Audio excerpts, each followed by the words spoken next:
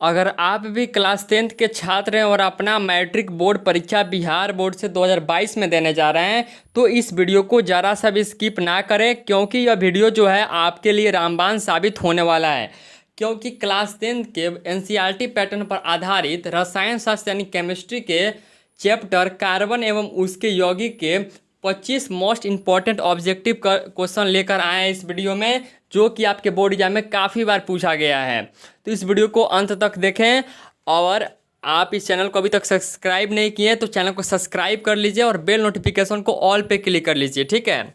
चलिए इस वीडियो को स्टार्ट करते हैं और पहला क्वेश्चन देखते हैं। पहला क्वेश्चन है, एथेन का आणविक सूत्र C2H6 है, इसमें कितने स्वसंयोजक आबंध होते हैं? 6, 7, 8 या 9?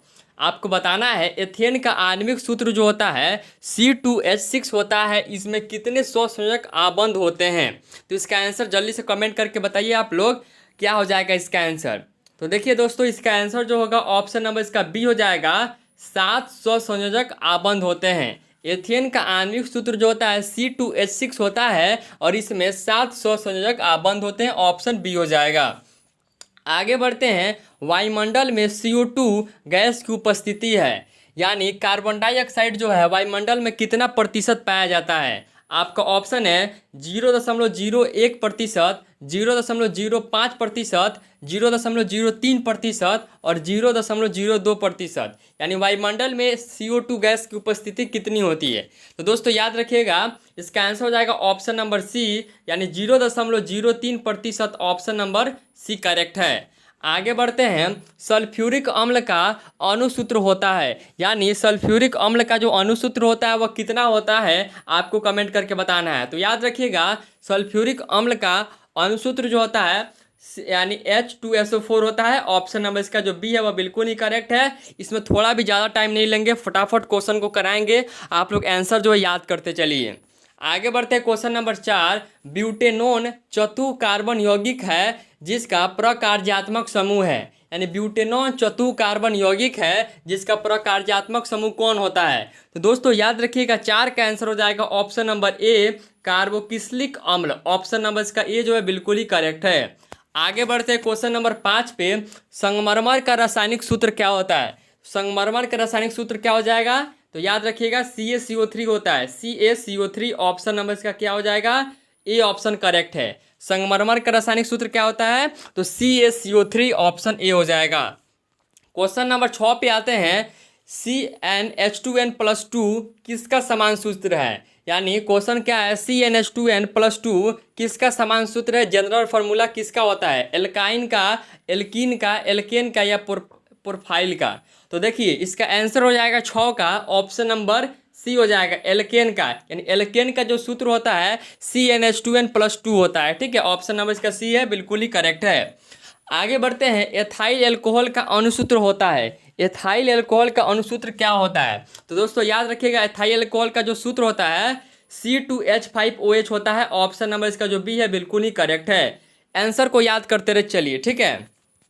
आगे बढ़ते हैं, एथेनॉल का क्रियाशील समूह क्या है? एथेनॉल का क्रियाशील समूह क्या है?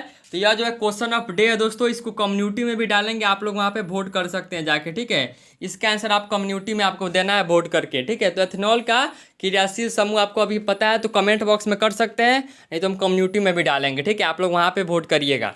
चलिए आगे बढ़ते हैं, क्वेश्चन नंबर 9 पे, बॉन्ड COH क्रियाशील मूलक क्या कहा जाता है? यानी बॉन्ड COH क्रियाशील मूलक को हम लोग क्या कहते हैं? कीटोन, एल्डिहाइड, एल्कोहल या फिर इनमें से कोई नहीं? तो देखिए बॉन्ड COH जो है क्रियाशील मूलक को हम लोग कहते हैं, ऑप्शन नंबर इसका बी हो जाएगा, यानी एल्डिहाइड कहते हैं। ऑप्शन जो बी है वो बिल्कुल ही करेक्ट है, बी ऑप्शन सही है इसका। आगे बढ़ते हैं, क्वेश्चन नंबर आपका 11 है, बेंजीन का अणुसूत्र है, यानी बेंजीन का अणुसूत्र कौन होता है? तो याद रखिएगा, बेंजीन का जो अणुसूत्र होता है C6H6 होता है, C6H6 होता है, यानी ऑप्शन नंबर इसका जो सी है वह बिल्कुल ही करेक्ट है। आगे बढ़ते हैं, सबसे कठोरतम तत्व कौन है? तो देखिए सबसे कठोरतम जो तत्व हो जाएगा वह हीरा हो जाएगा, और हीरा का पूर्णांक याद रखिएगा 2.42 होता है। हीरा का पूर्णांक 2.24, यानी 2.42 होता है हीरा का अपूर्णांक।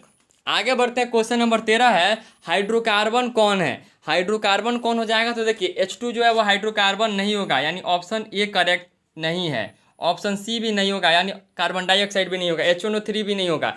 इसका आंसर होगा C6H12O6 होगा, ठीक है।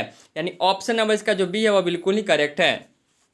आगे बढ़ते हैं। मेथेन मुख्य अवयव होता है, यानी मेथेन जो होता है वह मुख्य अवयव क्या होता है? तो देखिए मीथेन का सूत्र याद रखिएगा CH4 होता है। सबसे पहला बात है CH4 होता है, इसको याद रखिएगा। तो मेथेन मुख्य अवयव किसका होता है? तो याद रखिएगा इसका आंसर हो जाएगा ऑप्शन नंबर डी हो जाएगा दोस्तों। डी ऑप्शन करेक्ट है, यानी जैव गैस का। मीथेन मुख्य अवयव किसका होता है? तो जैव गैस का होता है। ऑप्शन नंबर डी हो जाएगा। आगे बढ़ते हैं क्वेश्चन नंबर 15 पर। एल्कीन की अभिलाक्षणिक अभिक्रिया होती है। एल्कीन की अभिलाक्षणिक अभिक्रिया होती है योगशील अभिक्रिया, प्रतिस्थापन अभिक्रिया, बहुलीकरण अभिक्रिया, या इनमें से कोई नहीं। तो दोस्तों याद रखिएगा 15 का आंसर हो जाएगा ऑप्शन नंबर बी, प्रतिस्थापन अभिक्रिया। ऑप्शन जो बी है वो बिल्कुल ही करेक्ट है। आगे बढ़ते हैं क्वेश्चन नंबर 16 पे। बॉन्ड OH का क्रियाशील मूलक होता है। तो देखिए बॉन्ड OH का क्रियाशील मूलक जो होता है वो एल्कोहल होता है। ऑप्शन जो सी है वह बिल्कुल ही करेक्ट है। आगे बढ़ते हैं क्वेश्चन नंबर हम 17 पर। N2 अणु में नाइट्रोजन परमाणु के बीच कितने स्वसंयोजक आबंध बनते हैं? यानी N2 अणु में नाइट्रोजन परमाणु के बीच कितने यानी स्वसंयोजक आबंध बनते हैं? तो याद रखिएगा, यानी यहाँ पे क्या हो जाएगा? ऑप्शन नंबर सी हो जाएगा दोस्तों, यानी 3 आबंध बनते हैं, ठीक है। इसको याद कर लीजिएगा, इसको माइंड में सेट कर लीजिएगा, काफ़ी बार जो है बोर्ड एग्जाम में पूछा गया है। आगे बढ़ते हैं। कार्बोनिल समूह को सूचित किया जाता है। कार्बोनिल समूह को सूचित किया जाता है, तो दोस्तों इसका आंसर हो जाएगा ऑप्शन नंबर सी, यानी बॉन्ड CO से जो है सूचित किया जाता है। बॉन्ड CO से सूचित किया जाता है। कार्बोनिल समूह को सूचित किया जाता है तो बॉन्ड CO से सूचित किया जाता है। अगला क्वेश्चन है एथिलीन। एथिलीन में कार्बन कार्बन के बीच जो है 2 आबंध मौजूद होता है, जिसमें क्या होता है? यानी एथिलीन के बीच जो होता है वो 2 कार्बन के बीच 2 आबंध होता है, यानी कार्बन कार्बन के बीच जो है डबल बॉन्ड होता है, यानी डबल बॉन्ड होता है। यानी इसमें क्या होगा? एक सिग्मा एक पाई आबंध होगा, या दोनों सिग्मा या दोनों पाई, या इनमें से कोई नहीं। तो देखिए यानी एथिलीन में कार्बन कार्बन के बीच जो है 2 आबंध बनता है, ठीक है, जिसमें से एक होता है सिग्मा और एक होता है पाई। यानी ऑप्शन नंबर इसका जो ए है वह बिल्कुल ही करेक्ट है। यह काफ़ी बार पूछा गया है, इसको याद रखिएगा, ए ऑप्शन करेक्ट है। आगे बढ़ते हैं 20 नंबर क्वेश्चन पे। C6H6 का आणविक द्रव्यमान क्या होता है? C6H6 का आणविक द्रव्यमान क्या होता है? तो यह किसका सूत्र होता है? अणुसूत्र किसका होता है? तो बेंजीन का होता है। यानी आपसे पूछा है भाई बताइए कि बेंजीन का आणविक द्रव्यमान क्या होता है? तो याद रखिएगा बेंजीन का आणविक जो द्रव्यमान होता है दोस्तों वह होता है 78, यानी ऑप्शन नंबर इसका सी हो जाएगा। 78 होता है, याद रखिएगा, इसको रट्टा मार लीजिए, ठीक है। यानी जो बेंजीन होता है उसका आणविक द्रव्यमान जो होता है 78 होता है, 78। इसको माइंड में सेट कर लीजिएगा। हम निकालने के लिए भी एक वीडियो अपलोड कर देंगे आप लोग के लिए कि आणविक द्रव्यमान आप कैसे निकाल सकते हैं, ठीक है। उसके लिए भी एक वीडियो हम डाल देंगे आप लोगों को। पर यह जो है बेंजीन का आप याद रखिएगा 78 होता है। ऑप्शन सी करेक्ट है। आगे बढ़ते हैं। नॉर्मल ब्यूटेन एवं आइसोब्यूटेन निम्नलिखित में से क्या है?